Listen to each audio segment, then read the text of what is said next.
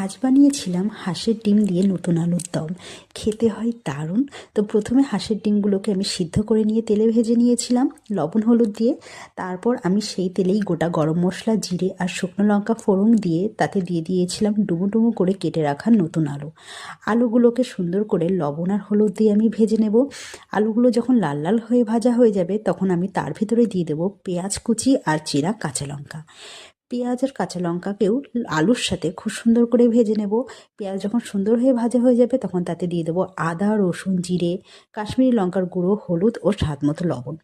মশলাটা দিয়ে আলুর সাথে খুব সুন্দর করে কষিয়ে নেব, একদম তেল ওঠা যেমন হয় সেভাবে। তারপর দিয়ে দেবো ঝোলের জন্য জল। জল যখন একদম টকবক করে ফুটে উঠবে, আলুটা তখন প্রায় অনেকটাই সিদ্ধ হয়ে যাবে, তখন আমি দিয়ে দেবো আগে থেকে ভেজে রাখা হাঁসের ডিমগুলো। হাঁসের ডিম দিয়ে জলটাকে অনেকক্ষণ ধরে ফুটিয়ে নেব। যখন ঝোলটা কমে আসবে দিয়ে দেবো গরম মশলা আর ধনেপাতা।